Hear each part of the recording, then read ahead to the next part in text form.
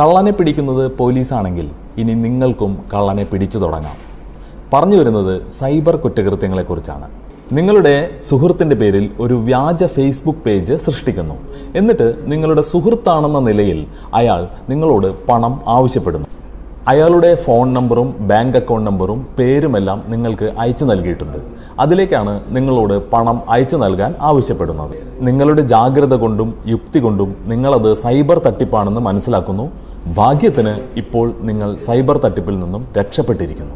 പക്ഷേ ഇതേ കുറ്റവാളി മറ്റുള്ളവരെയും പറ്റിച്ചേക്കാം. അവരുടെ പണം നഷ്ടപ്പെട്ടേക്കാം. എന്ത് ചെയ്യാൻ കഴിയും? ഇത്തരം സന്ദർഭങ്ങളിൽ സർക്കാർ ഒരുക്കിയിട്ടുള്ള സംവിധാനമാണ് ചക്ഷു. ഗൂഗിളിൽ വെറുതെ ചക്ഷു എന്ന് സെർച്ച് ചെയ്താൽ മാത്രം മതി. ഇതിൽ റിപ്പോർട്ട് സസ്പെക്റ്റഡ് ഫ്രോഡ് കമ്മ്യൂണിക്കേഷൻ എന്ന ഭാഗത്ത് ക്ലിക്ക് ചെയ്ത് നിങ്ങൾക്ക് സൈബർ കുറ്റകൃത്യങ്ങൾ റിപ്പോർട്ട് ചെയ്യാവുന്നതാണ്.